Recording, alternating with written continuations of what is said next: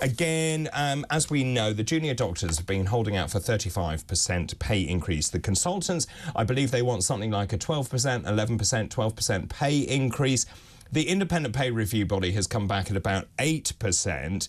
And now, well, the government has said that they're not going to talk to the junior doctors or to the consultants. Well, it looks like things have started to change because the government now has agreed to meet consultants in the hope of resolving a dispute which has led to strikes in England. The British Medical Association, which represents consultants and indeed junior doctors as well, that's the union, said it would not call any more strikes until November to allow time for talks. Now, the government has actually said wage rises are not up for negotiation, but it has not ruled out other incentives. Now, obviously, about 1 million appointments and operations have been cancelled as a result of this ongoing industrial action. I was looking back, actually, I think we've had 7 strikes now by the juniors and by the senior doctors as well. And, of course, you and I are paying for this service, and the service is falling apart as far as I can see. Roy Lilley, former NHS Trust Chairman, joins me now. Good afternoon, Roy. David, good afternoon. Good to talk to you. We've spoken a great deal about doctors' pay here. Look, I've said for a long time junior doctors do need to be paid more. The conditions need to be better. The consultants do earn good money, but there again, you could argue they're at the top of their tree. They've done all of the training, 5-6 years at med school, all of the years as a junior doctor. You reach the pinnacle of your career, and they also want a pay rise. And now suddenly the government says they're in talks.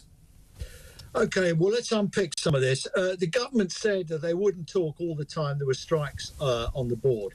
And so the consultants have said, OK, well, we won't plan any more strikes. Come and talk to us.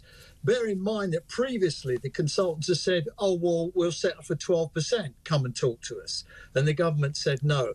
I tell you, David, my feeling here is the consultants are looking for a way out.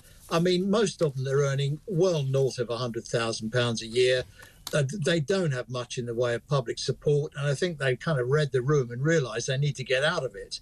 Now, they need to get out of it in 2 ways. One, they need to get some kind of thing they can say to their members, look, you know, the strikes, you lost a lot of money during strikes because you don't get strike pay from the BMA and you lose a day's pay. So, you know, we've got something for you. And the other thing is they don't want to pull the rug on the support that they've got for the junior doctors, because the junior doctors are sort of banging their heads against the wall with strikes. What's made the real difference are the days when the junior doctors and the consultants strike on the same day. That's really, really damaging for the NHS to manage. So I think, to be honest, I think that the consultants are looking for a soft landing. What are they going to get? Well, they may get a lump sum. I mean, the nurses got a lump sum which wasn't consolidated into their pension fund. They might be offered a lump sum. I mean, to be honest, it's very difficult to know what you can offer somebody earning that kind of money, and somebody who, when they've completed their contractual hours in the NHS, is free to go and work for God knows how much in the private sector. I don't know what we can give them. Well, I think that's right. And also, you're right about the average pay. Of course, it ranges between something like 93 and 126,000. But on top of that, of course, you've got on-call payments, additional hours payments. And as you say, you can top up your income with private income. And I don't think the public is on the side of the consultants. I haven't heard that before, that you think it's a way out. And that will be interesting, and of course they will then have to proclaim this as a triumph. In terms of, can I just move on to the junior doctors' strike, because in some ways I have more sympathy with the juniors. Look, I've been one. It's a pretty hideous job, and of course I've said for a long time, I've said to you, it's about pastoral care actually for me. Yes, you want to be paid well, but actually you want hot food, you want clean clothes, you want to be able to get scrubs that you don't have to pull off the floor of a theatre changing room. Yeah, you're right. And you would have done it.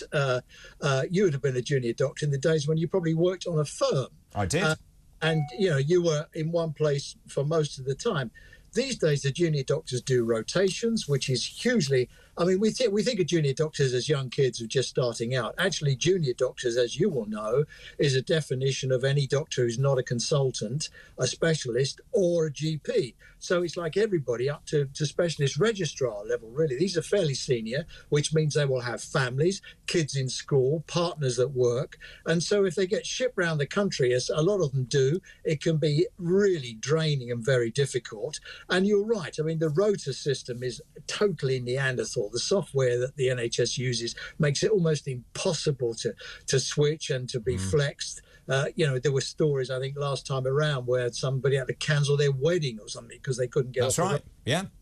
So, I mean, there are things you can do, certainly common rooms as well. I mean, you will remember the times when there were consultants' dining rooms. There were. We also had proper doctors' messes as well, so we could go back. Well, I can tell you, as a hospital chairman, I used to have to knock on the door and ask if I could go into the consultant. Quite right.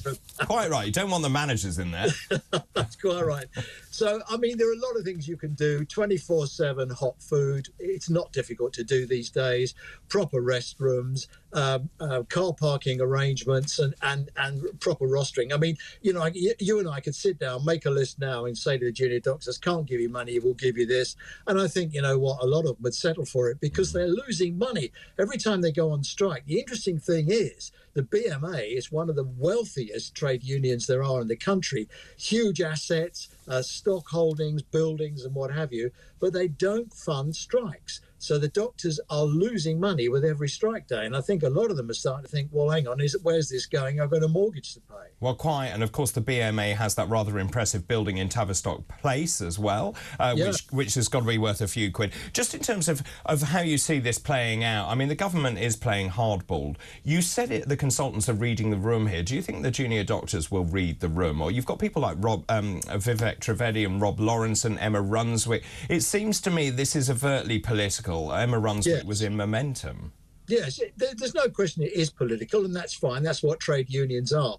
How do we fix it? Well, Rishi Sunak reversed us into a cul-de-sac when he said there will be no more discussion on junior doctors' pay.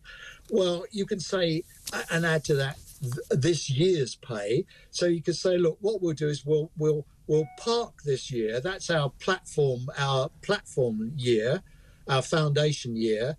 Let's talk about next year and the year after. So you could have effectively a 3-year deal, which would get them back into some kind of pay equilibrium. And of course, let's face it, if all the polling is right, they're simply going to push the real cost of all this into the next administration, which is very likely to be a problem for Labour.